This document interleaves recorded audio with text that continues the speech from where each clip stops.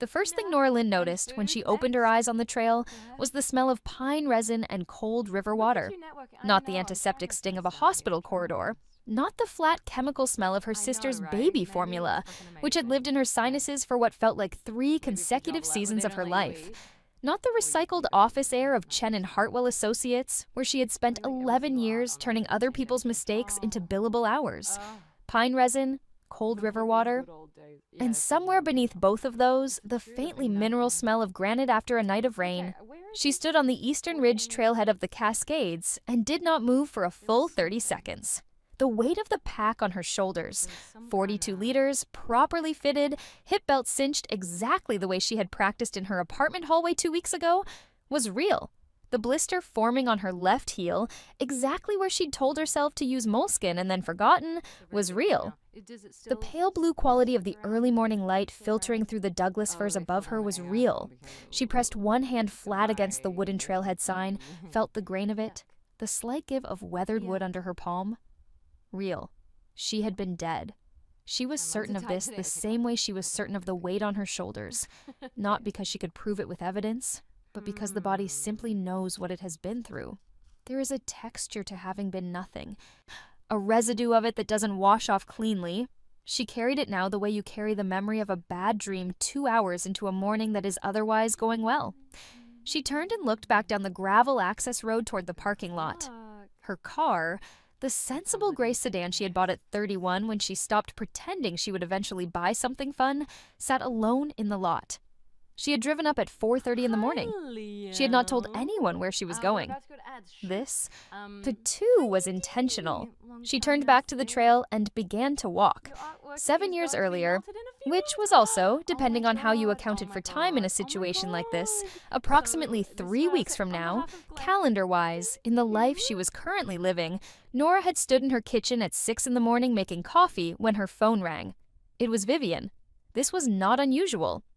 Vivian called at unusual hours with a frequency that suggested she had never fully absorbed the concept that other people had sleep schedules. What was unusual was that Vivian was crying, not the performative crying Nora had grown up cataloging. The theater of it, the strategic deployment of tears at dinner tables and in therapists' offices. This was a different kind.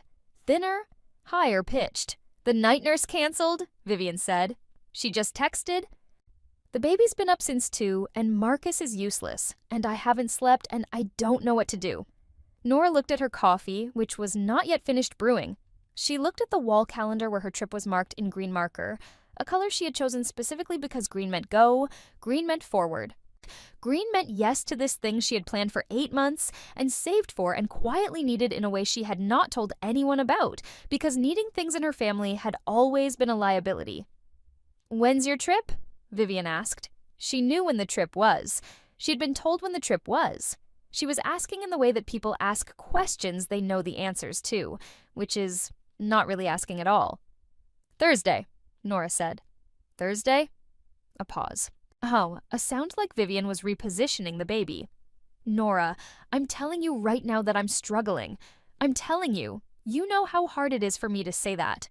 Nora knew. She also knew that this was the 4th time in 18 months that Vivian had said exactly this, that it had each time resulted in Nora rearranging her own life to fill the space Vivian's needs created, and that the previous 3 instances had not been acknowledged, thanked, or even remembered with any consistency.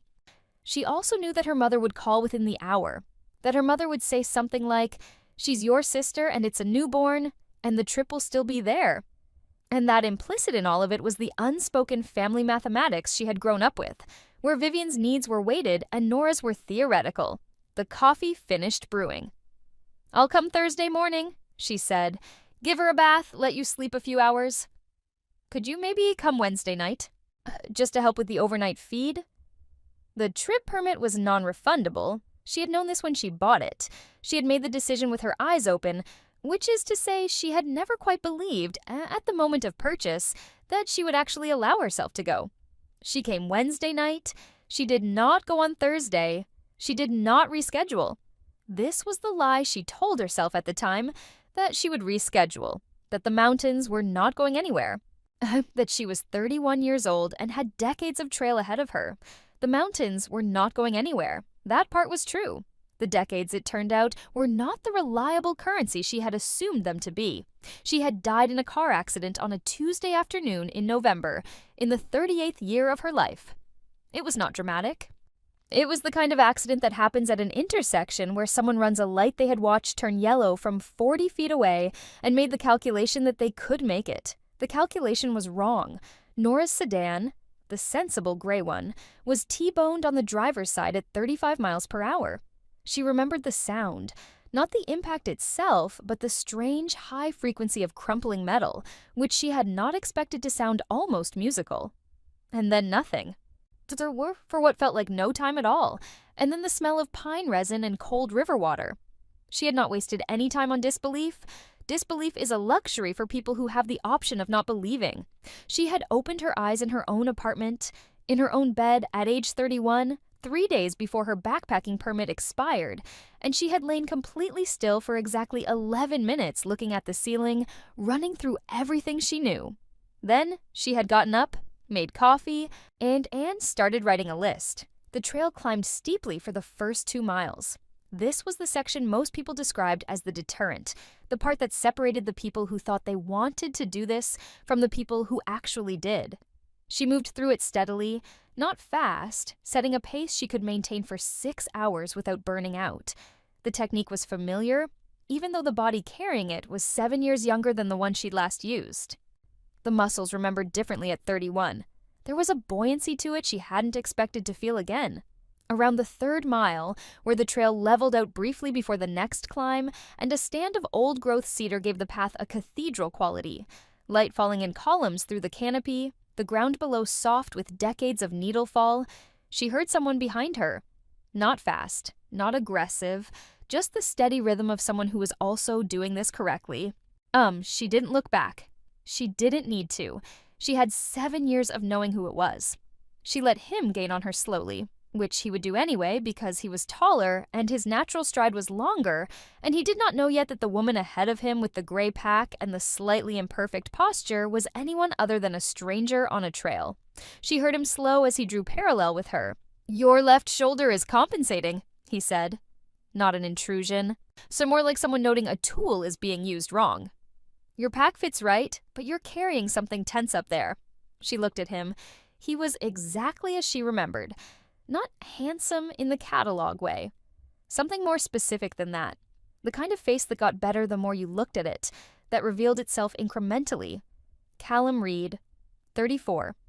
He ran a small environmental consulting firm in Portland that he had built from scratch after spending 3 years working for a much larger firm that had asked him to sign off on reports he believed were misleading. He had not signed. He had left.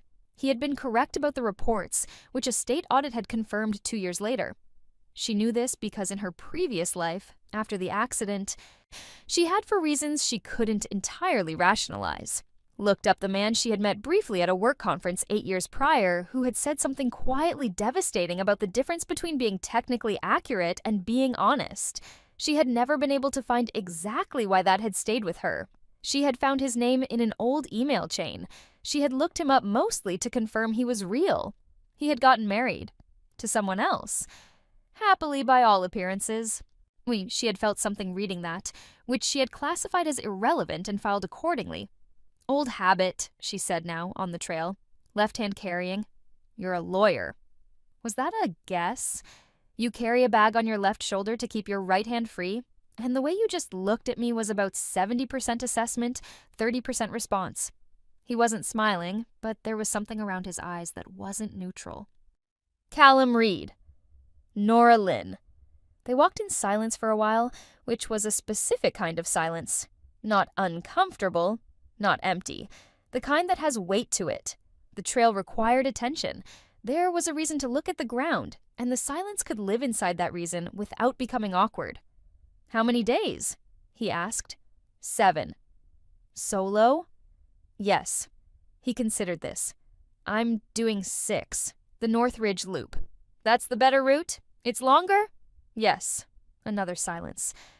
The trail began to climb again. She could feel the exact moment her pack shifted in response to the incline, the hip belt doing its work. The blister on her left heel was becoming something she would need to address at the next rest stop. She made a note of this in the precise, unemotional way she made notes of most things now, which was a skill she had spent her previous life developing professionally and had apparently exported into this new arrangement she was operating under.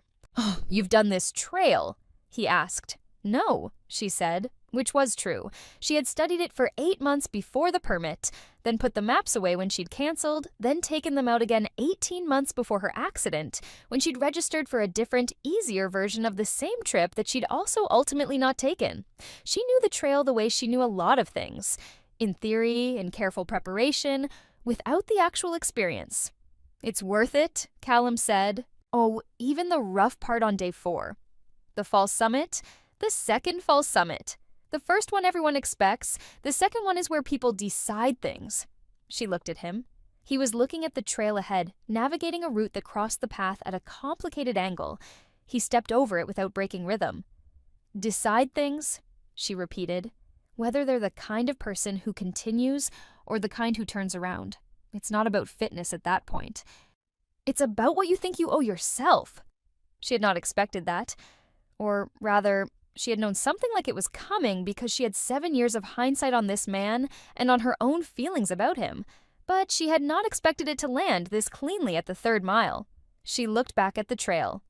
"I'm the kind who continues," she said. "I know," he said. "That was obvious from the 1st mile." They camped near each other that night without planning it.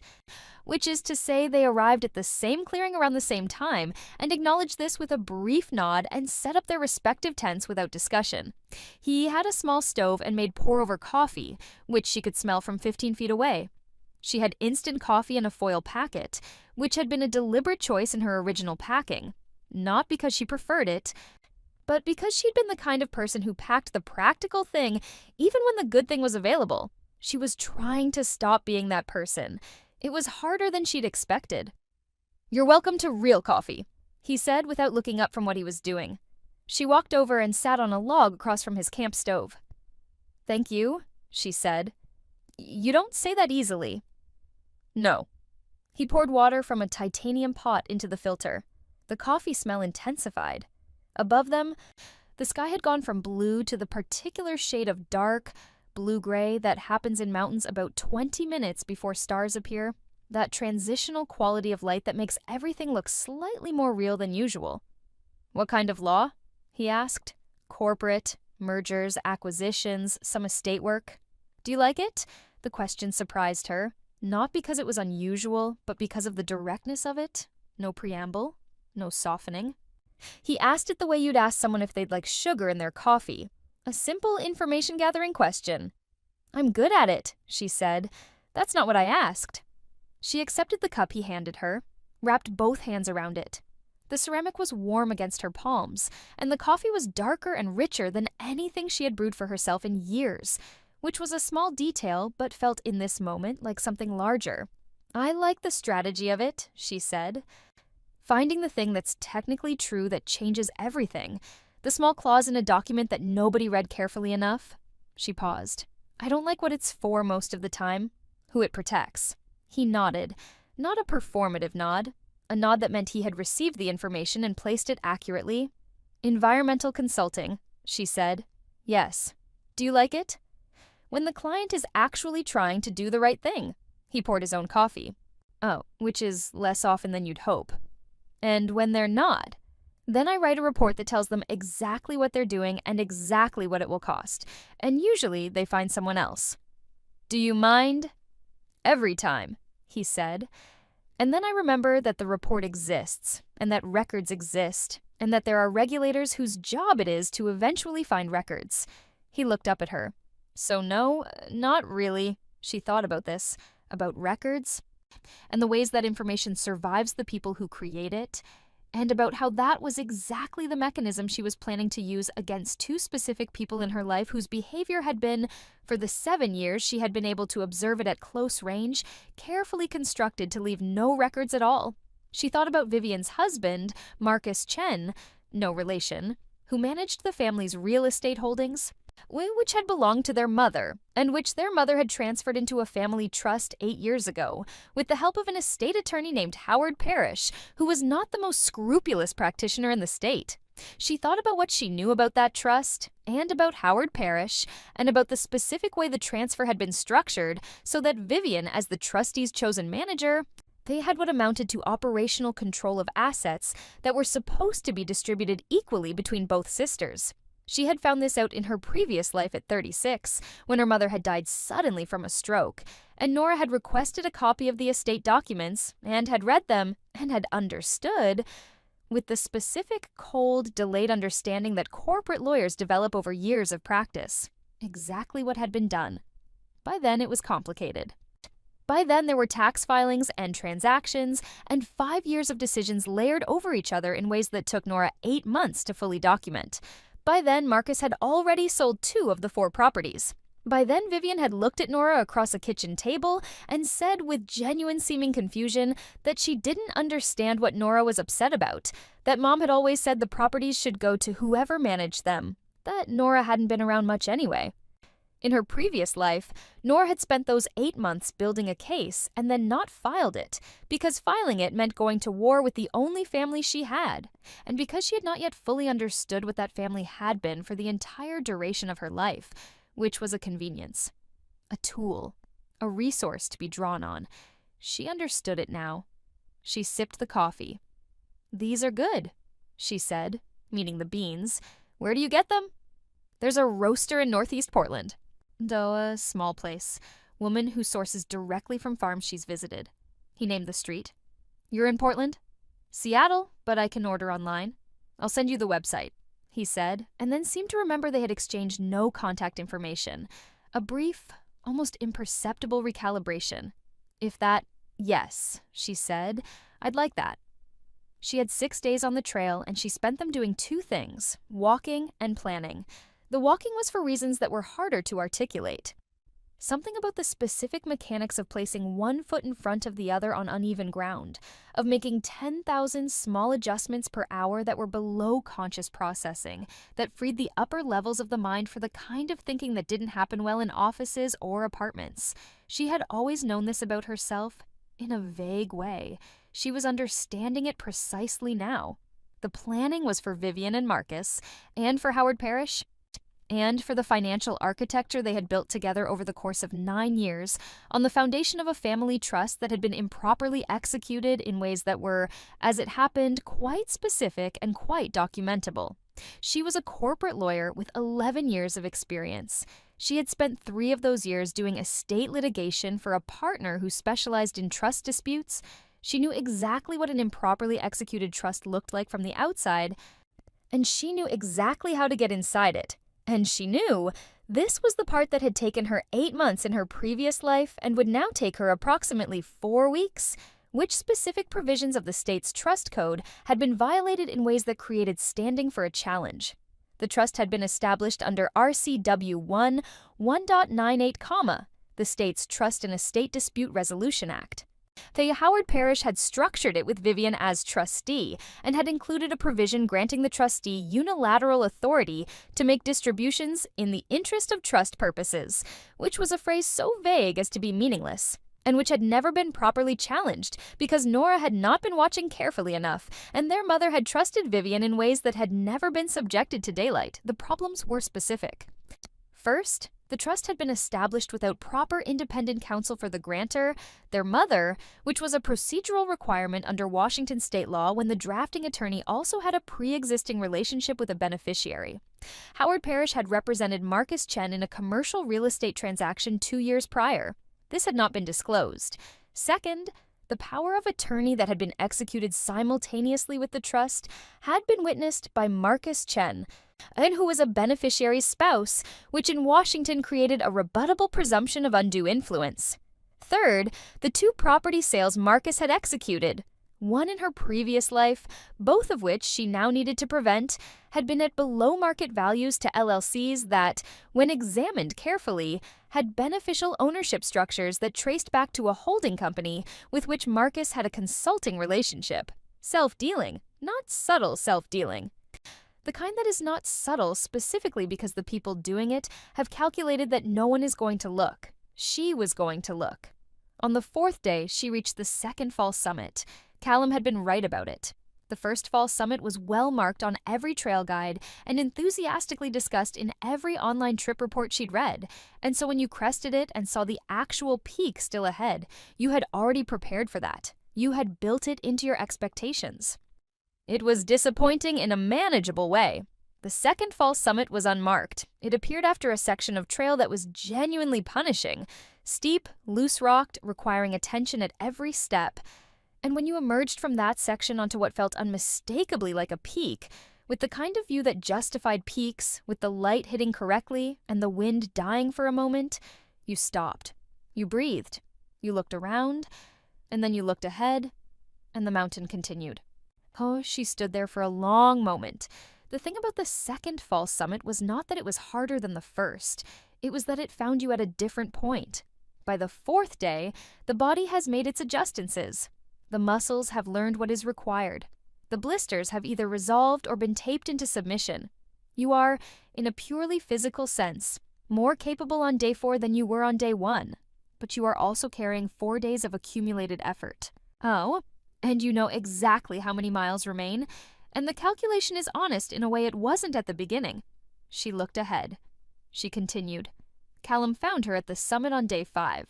She had reached it an hour before him and was sitting on a flat section of rock with her pack off, eating an energy bar, watching a pair of Clark's nutcrackers do something complicated with a pine cone 30 feet below her. The sky was the specific pale blue-white that exists only above 8,000 feet. The air tasted like nothing, which was its own kind of taste. She heard his boots on the last section of trail and did not turn around. "You did it," he said. "I continued," she corrected. He sat down, not next to her, but nearby, within conversation range. He was breathing hard in a controlled way, the kind of breathing that means you've been moving fast and have chosen to regulate it rather than show it. He pulled off his pack, rolled his shoulders, looked at the view. "Different up here," he said. "Everything looks flat. The things that looked like walls from below." She ate the rest of her energy bar. He ate something from a pouch. Below them, in 3 different directions, the world arranged itself into the kind of landscape that makes scale feel meaningless. Ridgelines folding into each other, valleys catching different qualities of light, a river somewhere to the north that was only visible as a reflective line. "Can I ask you something?" she said. "Yes. If you found out that something had been done to someone's financial situation, their inheritance, something like that, and you knew it had been done deliberately, and you knew the mechanism, but it had been done by family members, and nobody was going to bring it forward because nobody wanted the war—" She stopped. Reset. "If you knew all of that, and you had the technical ability to address it, what would you do?" He was quiet for a while. This was something she had noticed about him over 5 days. He did not fill silences reflexively. He let them exist until he had something accurate to say. "I'd address it," he said. "Even at the cost of the relationship. If the relationship was already costing you at that level, addressing it isn't losing the relationship. It's calling it what it already is." She looked at him. "The thing about not acting on what you know," he continued, "is that you think you're preserving something. But you're not. You're just paying for it differently." She turned back to the view. A cloud shadow moved across a lower ridge, going south. The nutcrackers were still working on the pine cone. "What if the person the harm was done to is no longer alive to participate in addressing it?" she said. Another silence. "Then you're doing it for the record," he said. "Not for them. The record still matters." She thought about Howard Parish, and about the State Bar's trust in a state section, and about the Washington State Attorney General's office, and about the forensic accountant she had hired in her previous life for 8 months of work that had ultimately produced a report she had never filed. She thought about that report, which she still knew the contents of, which she could reconstruct, and about the improvements she would make to it this time, and about the 4-week timeline she had already mapped to execute everything before the first property sale could happen. She thought about what it had cost her, not in money, not in time, but in the particular currency of a woman who has been told her entire life that her needs are theoretical, to not file it, the math of that, the ongoing interest of it. For the record, she said, yes. And if the record produces outcomes, then those are outcomes that already existed. You're just surfacing them. She nodded. Below them, the cloud shadow reached the valley floor and began to lighten. She was back in Seattle on a Thursday morning, 7 days after she'd left. Her apartment was exactly as she'd left it, which she noted with a small amount of irony. In her previous life, she had received 3 calls from Vivian during the first week of the trip she'd never taken, each escalating in urgency. The silence this time felt like its own kind of information. She showered, changed, made real coffee in the stovetop mocha pot she'd owned for years, and consistently underused because it required more attention than the drip machine, and sat at her kitchen table with a legal pad and began the work. The work was layered, and it would take exactly as long as it took. First layer, documentation. She spent 2 weeks pulling every publicly available record on the trust, the properties, and Howard Parrish's professional history. Washington's real estate and trust records were partially public. The property transactions were fully public. Howard Parrish's bar record, which she had not thought to check in her previous life until very late, was available through the Washington State Bar Association and revealed 2 prior disciplinary complaints, one from 15 years ago about commingling of client funds, one from 8 years ago that had been resolved with a private reprimand. Neither had resulted in suspension. They both indicated a pattern. She requested a copy of the trust document itself through her mother, which required a conversation she had prepared for carefully. Her mother received her in the front room of the house, which always felt to Nora like a museum of Vivian's achievements. The framed photos, the children's drawings now replaced by adult accomplishments, the evidence everywhere of a narrative in which Vivian was the central figure and Nora was a supporting role. She had spent her entire childhood in this house being shaped by this narrative and had spent her entire adulthood accepting its terms. She sat down, she accepted the tea. She said very calmly that she was doing some financial planning of her own and wanted to understand the family trust structure as a beneficiary. Her mother's expression had shifted in a way that was interesting to observe when you were watching for it. Not alarm exactly, something more calculated than alarm. A brief assessment period, after which her mother had said, with warmth that had a structural quality to it, that Vivian managed all of that and Nora should ask Vivian. I would, Nora said, but I wanted to look at the original documents first. I'm entitled to request a copy as a named beneficiary. It's a standard right under state law. Her mother looked at her. Her mother had a way of looking at Nora that had always communicated a kind of faint bewilderment, as though Nora were a species of problem she had never quite learned to manage. Nora had spent 30 years finding this look painful in ways she couldn't always name. She found it interesting now. She found it diagnostic. I'll have Marcus send you what he has, her mother said. That would be fine, Nora said, or you could simply contact Howard Parrish's office directly and request a copy. You're the grantor. You have absolute right of access. Her mother blinked. I'll have Marcus look into it, her mother said. Marcus, of course, would not look into it. Marcus would call Vivian, and Vivian would call their mother back.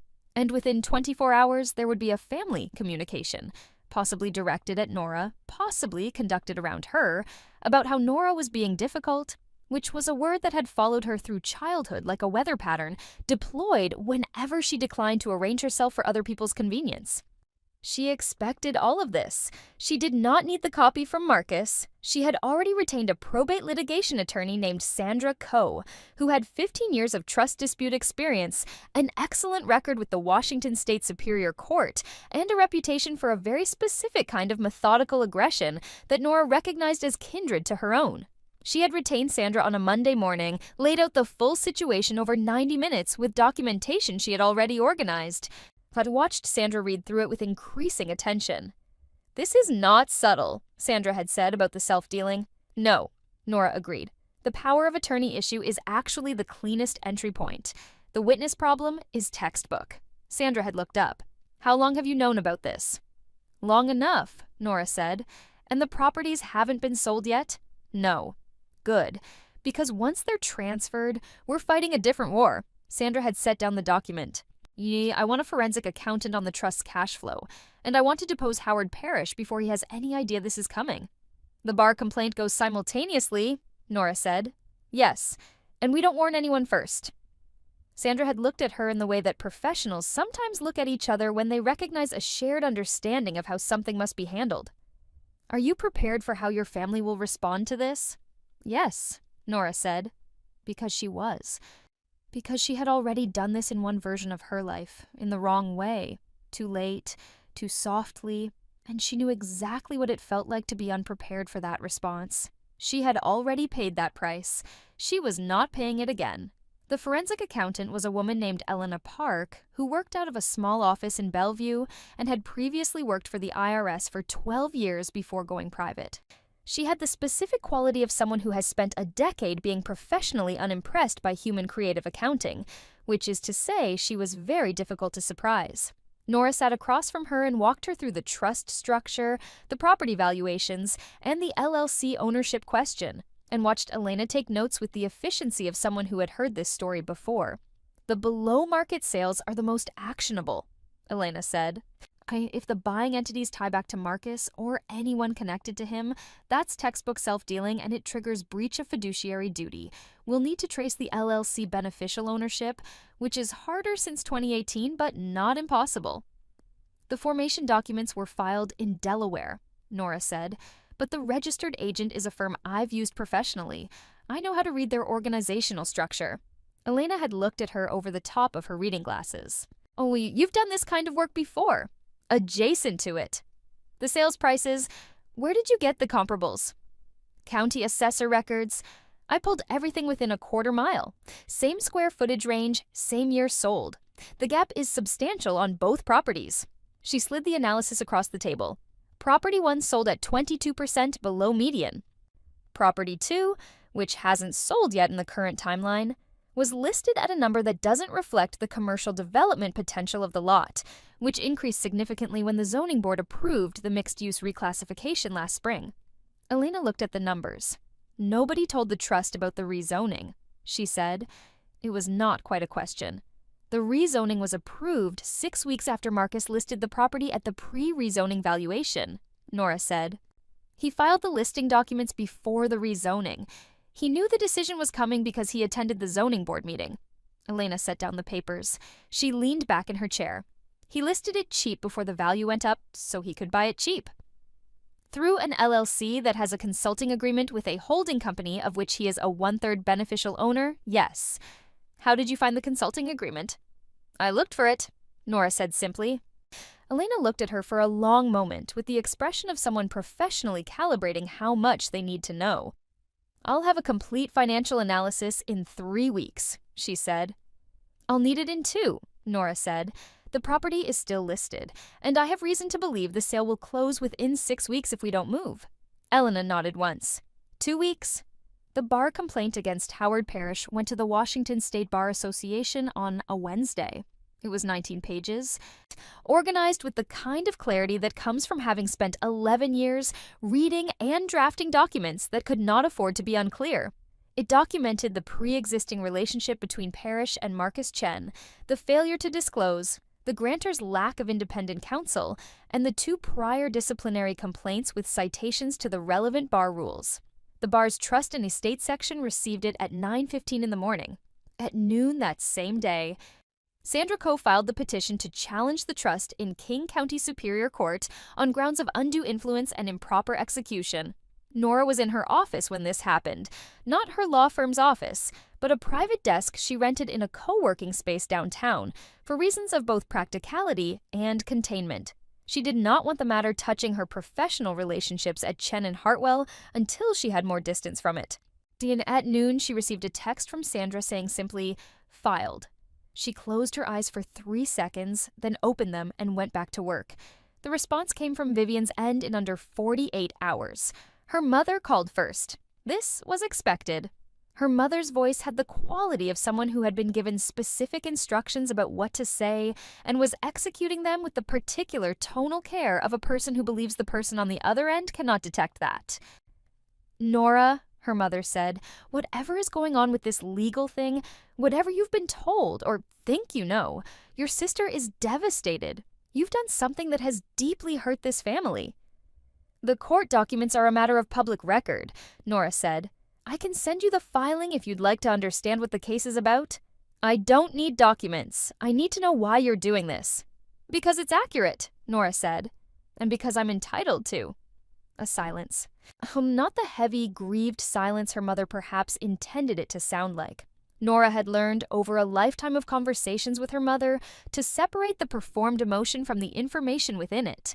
And the information in this silence was, we did not expect this, and we are not sure how to counter it, and we need time. Your father, her mother began. Dad has been gone for 15 years, Nora said, and the trust was created after his death. It doesn't invoke his memory. Another silence, shorter. You're being very cold, her mother said. I'm being very precise, Nora said. They're not the same. Vivian called 20 minutes later, while their mother was presumably still processing the call. Vivian's approach was different. Vivian had always understood, with an instinct that was almost impressive, that different pressure points required different tools, and that the tool that worked on their mother, the appeal to family unity, no, the deployment of hurt feelings, did not work on Nora in the same way. What Vivian used on Nora was a kind of flat directness that mimicked transparency, but was not. You want to tell me what this is actually about? Vivian said. I think the filing is clear. This is about the trip, isn't it? I've always known you resented that. This was a tactic Nora had watched Vivian use throughout their adult lives, a kind of preemptive personalization that reframed objective harm as private grievance. It worked most effectively on people who were more uncertain about their own perceptions than about external fact. Nora had for a long time been exactly that person. The filing is about the trust, she said. If you want to discuss the trip, we can do that separately. This is insane. This is years of... You're acting like I'm some kind of criminal. I'm acting like someone who read the documents, Nora said. If there's a factual error in the complaint, tell Sandra Coe. She's the attorney of record. Her contact information is on the filing. You hired Nora.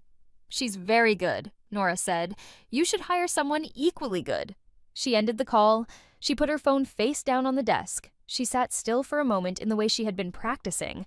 Not suppressing, not performing calm, but actually settling into the specific quality of having done the thing you've been planning and finding that the ground is where you expected it to be when you landed. She picked up the phone and sent a text to Callum Reed, whose number she'd collected at the end of the trail, telling him that the coffee roaster's website was excellent and that she had placed an order. He replied, "How was the rest of the trip?" She replied, "I continued." 3 seconds later, "I know. How was the second summit?" She looked at this for a moment. "The view you described," she wrote back, and then, "Thank you, you're welcome," he wrote. "Come back to Portland sometime." "Oh, the coffee is better in person." She smiled. Not a performance of smiling. The actual thing. The Superior Court hearing on the preliminary injunction was in 6 weeks. The injunction would prevent the second property from being sold pending the outcome of the trust challenge. Sandra had said, reviewing the filing, that the injunction was highly likely to be granted given the active listing and the documented self-dealing evidence. The substantive case would take longer. Trust challenges are not quick. But the injunction was the immediate goal, the wall between now and the sale. Elena Park delivered her forensic analysis in 13 days, 2 days ahead of the 2-week deadline, which Nora filed as a supplemental exhibit. The analysis was 68 pages and confirmed everything Nora had mapped on her legal pad at the kitchen table. The below-market sale of the first property at a 22% discount. And the LLC ownership structure tracing back through 3 entities and 1 management consulting agreement to Marcus Chen's beneficial interest. The second property's improper valuation in light of the zoning change. A third finding Nora had not anticipated, a pattern of trust disbursements to property management expenses that, when examined against actual vendor invoices, included approximately $40,000 in charges from a company that had no verifiable employees. The no physical address, and a registered agent in Nevada who also served as the registered agent for 12 other entities, 3 of which appeared in Marcus Chen's professional history. The $40,000 was not, in the scale of the estate, an enormous number. But it was the kind of number that explained everything about the kind of operation being run. It was the number you left in place when you were confident no one would ever look. When Elena had sent the final analysis, then she had included a personal note at the bottom that said, "I've seen versions of this in 14 different trust disputes.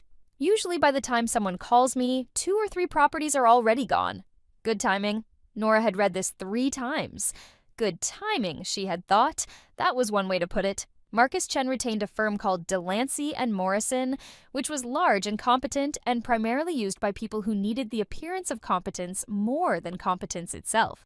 Their response to the trust challenge was 22 pages of procedural objections and an affidavit from Marcus asserting that all transactions had been conducted in the best interest of the trust and that Nora Lynn's challenge was motivated by personal animus and a pattern of disengagement from family responsibilities. Sandra Coe had read the response and said, "They're going to try to make this about you personally," Nora had said. "They always do." And then after a pause, "It's fine." It was fine because Nora had documentation, and Delancey and Morrison had an affidavit from a man whose financial activities did not support the story in the affidavit, and in Nora's experience, that was almost always a losing arrangement for the affidavit. Howard Parish's bar counsel had also responded to the complaint with a letter characterizing the oversight as technical and inadvertent, and noting the years of professional service, blah, blah, blah. She had read this letter and filed it. The bar's investigation would take time. That was also fine. The property sat unsold pending the injunction hearing. Marcus had called the listing agent and requested a halt, which was the response of a man who had been told by his lawyers to stop moving money. This was the correct advice, and also, from Nora's perspective, exactly the right outcome. She went to Portland on a Saturday. Not for this. Or not only for this. Callum Reed's office was in a converted warehouse in the Pearl District. The kind of building that had been industrial and was now occupied by the kind of businesses that care about materials and light. She was not there to see his office. She was there because he had said come back to Portland sometime, and she had decided that she was the kind of person who continued. They met at a coffee shop 2 blocks from the roaster he'd mentioned. Not the roaster itself, which she had suggested, but a different shop that he preferred, he said.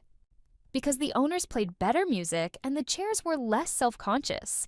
She had looked at the chairs when she arrived and found she agreed. He was already there when she arrived, which she had not expected. Not because she thought he would be late, but because she had arrived 8 minutes early, which was her standard. He was the kind of man who arrived 9 minutes early and was reading something on paper, not a phone, when the person he was meeting walked in. He looked up. He looked unsurprised to see her, and also, beneath the unsurprised surface, something else. Something that was quieter than pleased and more sustainable. "You came," he said. "I said I would." "People say that." "I mean it when I say it," she said, and sat down across from him. The coffee was, as promised, better in person. They talked for 3 hours, which she had not planned and did not mind. He was working on an assessment for a state agency on riparian buffer zones along the Willamette, which was work he clearly found genuinely engaging, and she listened to him describe it with the specific attention she gave to things that were worth understanding. She told him about the trust challenge in broad outline, without identifying her family or the specifics, framing it as a case she was involved in professionally. He listened the way he always listened, without interruption, with full attention. "Does it feel like the right thing?" he asked. "Oh, or just the accurate thing?" She thought about this. "Both," she said. "But I've been thinking about the distinction. The distinction matters. Yes, the accurate thing without the right thing is just winning. The right thing without the accurate thing is just," she searched, "just wanting something. And when they're the same, then it's clean," she said. "Then you can do it without having to manage how you feel about it." He looked at her for a moment. The afternoon light from the window to her right was catching the side of his face and doing something with it that she tried not to pay attention to and paid attention to anyway. "How often do you get to work on the clean ones?" he asked. "More than I used to," she said. "I'm getting better at choosing." They walked afterward through the Pearl and down toward the river, which was high and fast with the spring runoff. He knew the city in the specific way of someone who has learned it through years of walking it rather than driving, and he pointed out things she wouldn't have seen on her own. A building facade that had been preserved inside a newer structure, a community garden that occupied the footprint of a demolished building, a view corridor that the city had protected through zoning so that you could always see Mount Hood from this specific corner. "You notice things," she said. "It's the work. Oh, you have to look at what's actually there, not what the documentation says is there." She thought about documentation. She thought about the $40,000 in ghost vendor payments. She thought about a man who had calculated for years that no one was going to look, and about the way that calculation felt from the inside to the person being looked at. Not fear initially, confusion. The confusion of someone who has built a system predicated on a certain kind of invisibility. Confronting the fact of visibility. She had looked. She was still looking. "What made you leave the big firm?" she asked, not because she didn't know, because she wanted to hear it from him, directly in the version he told. "The reports," he said, "signing off on conclusions I couldn't support." He was quiet for a moment. The specific thing was a wetlands assessment in Clark County. The client was a developer. The wetlands were significant, not legally protected at the threshold they were claiming, but significant in ways that mattered ecologically. "My report said that?" He paused. "My boss revised my report." "What did you do?" "I kept my original version, kept every draft, kept every email." He looked at the river. "And then I left. And the original version is on record with the state agency that did the environmental review 6 months later. When the county sued the developer over the drainage issues." He looked at her. "Records exist. Even when people try to erase them. Especially then, erasure leaves evidence of erasure." She thought about the $40,000, and about the ghost vendor, and about the 12 LLC entities sharing a registered agent in Nevada, and about all the ways that attempting to not leave a trace guarantees that you leave a specific and identifiable kind of trace. "Yes," she said. "They had dinner, which was also not planned and also fine, at a small place near his office that he described as honest, not a word she'd heard used about restaurants before, but that proved in practice to be accurate. The menu was short and exactly correct. The space was not attempting to be anything. The food was what it said it was. She drove back to Seattle at 9 o'clock, when the mountain passes were clear and the highway had that quality of nighttime openness that doesn't exist during the day. Today, she had the mocha pot coffee in a travel thermos. The mountains were dark masses against a slightly lighter sky. She thought about Callum's question, does it feel like the right thing, or just the accurate thing? Both, she had said. She thought now about what both actually meant.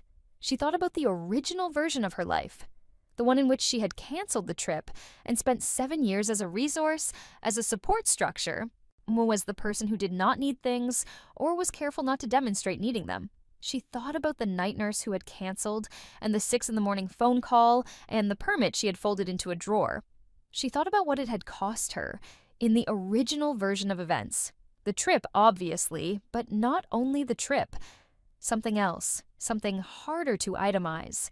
The decision, 7 years across, compounding to be the kind of person whose needs were theoretical. To participate in the family mathematics in which Vivian's weight was measurable and Nora's was not. She thought about what Callum had said about paying for things, about the difference between preserving a relationship and paying for it. The thing about her family, in its original configuration, was that it had never been a relationship in any meaningful sense. It had been a system. Systems can be assessed and documented and challenged in court and restructured in ways that relationships sometimes cannot. This was both colder and more honest than the way she had previously thought about it. The trust challenge was about assets and breach of fiduciary duty and the specific procedural failures of Howard Parish. It was also, under all of that, about a 40-year pattern of how Nora's portion of the family's material world had been treated as available for redistribution, and about the way that pattern had been made possible by Nora's own participation in it, and about the end of that participation. She drove through the pass and down into the Seattle Basin with the lights of the city growing below her, and she felt, for the first time in either version of her life that she could clearly remember, the specific quality of being entirely where she intended to be. The injunction was granted on a Tuesday morning. Sandra called her with the news. Reading from the judge's ruling, petitioner has demonstrated sufficient probability of success on the merits and risk of irreparable harm through the potential sale of trust assets pending determination of the underlying challenge. The property was frozen. The listing was suspended. Marcus Chen's attorneys filed a motion to reconsider the same afternoon. This was procedurally available to them. And also, Sandra said, not going to work given the evidentiary record already in front of the court. Vivian texted Nora 2 words. Congratulations, nice. Nora did not respond. The text had the quality of an expletive with the profanity removed, which she found almost interesting.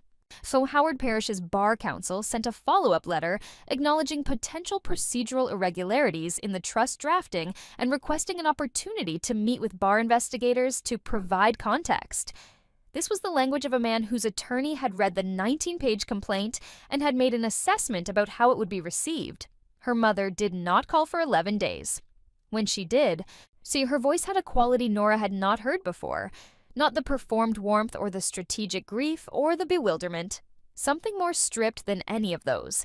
Something that was either genuine or a more sophisticated performance than Nora had previously seen from her, which she acknowledged was possible. I want to understand what happened with the trust, her mother said. Not from Vivian or Marcus, from the documents. Nora had prepared for several versions of this conversation. This version was not the one she had prepared for most, which told her something. I'll send you Sandra's full filing, she said. It includes the forensic accounting report. It's specific. I trusted Howard, her mother said. He was with the firm your father used? Yes, Nora said. That was what was being traded on. A silence, a long one. I didn't know, her mother said. Nora considered this.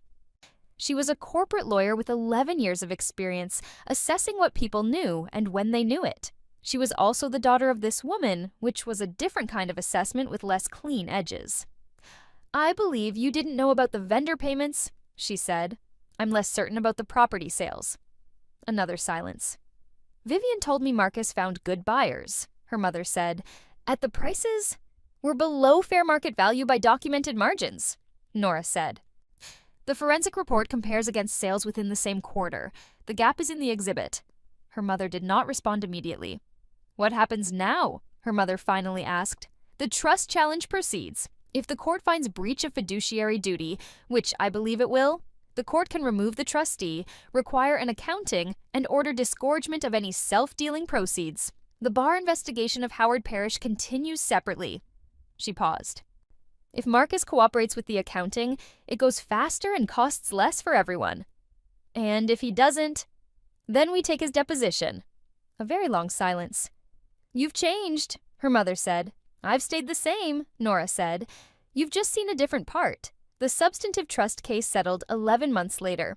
It did not go to trial because Marcus Chen's attorneys advised settlement after Elena Park's deposition, in which Elena had spent 6 hours methodically walking through 68 pages of forensic analysis with the flat, unimpressed effect of a person who has done this before and finds the quality of the creative accounting in this particular case to be, if anything, slightly below average. The settlement included disgorgement of the proceeds from the first property sale, redistribution of trust assets to correct the improper disbursements, removal of Marcus Chen as property manager, and appointment of a court-supervised professional trustee. Vivian signed the settlement documents. She did not speak to Nora for the next 2 years, which was described by their mutual acquaintances as a tragedy, and was experienced by Nora as a change in weather. Howard Parish received a formal reprimand from the Washington State Bar and a 1-year probationary supervision of his estate practice. It was less than what he deserved and more than he had received the first 2 times. His reputation in the estate planning community, which was small and talkative, was permanently altered. 3 of his clients retained new counsel within 6 months of the bar's public ruling. This, too, was a form of record. Her mother called Nora, after the settlement was finalized, to say that she had contacted a different estate attorney, one she'd found independently without Marcus's involvement, and that she was having her documents reviewed. She said this with the specific brevity of someone reporting an action rather than requesting credit for it. Good, Nora said. Let me know if you want a second opinion on anything they tell you. I might, her mother said. Nora, she waited. The trip, her mother said. The backpacking trip. I knew you really wanted to go. I knew when you said you'd come for the baby that you were... A pause. I should have said no to Vivian. Yes, Nora said. I'm sorry. Nora held the phone for a moment. The afternoon light was coming through her apartment window at the angle it only hit in late October, long and golden and not quite warm. On her kitchen counter was a bag of coffee from the Portland roaster, which she had been ordering monthly for almost a year. I went, she said, eventually. Was it good? Yes, she said. It was exactly what I'd planned. The Portland apartment was on the 3rd floor of a building near the river, in a neighborhood she had come to know over the course of 14 months of deliberate becoming familiar with, which is different from simply visiting. It had 2 windows that faced east, which meant the light came in early, and a kitchen that was small, but correctly proportioned, which mattered to her more than size had previously. Callum's office was 12 minutes away on foot, which she knew because she had walked it enough times to have learned the route's variables. The intersection at Glisten that could add 3 minutes in the morning, the shortcut through the parking structure that saved 2 on rainy days. She was not living with him yet. That was a different timeline, a different set of deliberate choices that had not been made because they had not been ready yet, which was a state of things she had come to find acceptable in a way she would not have been able to in her previous life before she understood the difference between waiting and being patient. But she was in Portland. She was in the apartment with the east-facing windows. The bag of coffee on the counter was from the roaster 2 blocks away, the small place with the woman who sourced directly from farms she'd visited. She bought it in person now, on Saturday mornings. Oh, and when the light on the street had that particular Pacific Northwest quality of being wet and bright simultaneously. She had transferred her bar admission to Oregon. She had joined a smaller firm, 8 attorneys, founded by 2 women who had left a larger practice 10 years ago for reasons that rhymed with her own, who did commercial real estate work and estate litigation, who were neither surprised by her background nor deferential about the cases she brought. She had brought the forensic accounting methodology she'd developed with Elena Park and applied it twice already in the first year to trust disputes that had settled quickly, because people who are self-dealing in trust assets are typically not eager to have their financial architecture examined in detail in an Oregon Superior Court. She was good at the work. She had always been good at the work. The difference now was the ratio of cases that felt clean, where the accuracy and the rightness aligned, to cases that felt like simply winning. She was getting better at choosing. On a Thursday evening in early spring, she was at Callum's apartment. A different space, slightly larger, with bookshelves that covered 2 full walls, and the kind of organized clutter that indicated a person who was very precise about some things and not especially precise about others, sitting on his couch with a glass of wine and her laptop, reviewing a brief when he came in from the back room where he'd been writing the Willamette Riparian report, sat down next to her and said, without particular ceremony, "I'd like you to move in." She looked up from the brief. "I know," she said. "You've been thinking about it?" "Since January." "It's April." "Yes," she said. "I was being patient." He looked at her. The lamp beside the couch was doing something warm with the light, and outside the window the city was doing whatever Portland does on a Thursday in April, which is a kind of low, easy hum. "What were you waiting for?" he asked. She thought about the second false summit, about the clarity of continuing from a position of knowing exactly how much trail remained. About the difference between decisions made from fear of stopping and decisions made from understanding of what was ahead. "To be sure I was doing it for the right reasons," she said, "and not just because it was available." He considered this. And I'm sure," she said. He nodded, the nod that meant he'd received the information accurately. "January would have been fine," he said. "I know that now," she said, and went back to the brief. Outside, the city continued. The brief was for a trust challenge in Multnomah County, a situation that rhymed with hers in the broad structural ways: a family trust, an improperly executed power of attorney, a trustee with conflicts of interest, a beneficiary who had spent years not looking at the documents. Her client was a woman in her late 40s who had found out about the irregularities during her mother's final illness, who had called Nora's office the week after the funeral, who had said, in their first meeting, "I don't know how you do this without being angry." Nora had thought about this. "I was angry," she'd said. "I spent a long time angry at the right things and the wrong things in approximately equal measure, and it was not a productive ratio." She'd set down the documents. "What this requires is being very clear about what's true and very precise about what to do with the true thing." Is that what you do? The client had asked. It's what I'm learning to do, Nora had said. She went back to the brief. Page 12, the fiduciary duty section. She had a formulation she wanted to refine. The language around the trustee's obligation to maintain records of decision-making, and the way that failure to maintain those records created an inference of impropriety rather than just a gap in documentation. The inference, she wrote, flows from the self-created absence of evidence. When a trustee fails to document their decision-making process, the court may reasonably conclude that the undocumented decisions would not have survived documentation. This principle does not require proof of intent. It requires only the recognition that people who act in accordance with their obligations typically do not avoid creating records of those actions. She read this back. She kept it. Outside, Callum had come back to sit beside her, his own laptop open now to something she couldn't see. They sat in the comfortable parallel of two people who were each doing something and were glad of the other's presence without needing to address it directly. The lamp was warm. The coffee cooling in her mug was the good kind. And She turned to the page. Oh, you could do like a little thing, and it's just like it's just like, oh, I'll paint like a quick little landscape for you. I know someone who did really funny blind contour portraits at markets. I love it. Little bookmarks and ACEO cards. What is that? ACEO. DeviantArt trading card days. I was never on TV. I was never arting back then. Yes, Mandy. It's only got 1 like on Discord. Everybody go look. Everybody go look and go love. Everyone's on stream right now, so they're not observing the art yet. It's beautiful.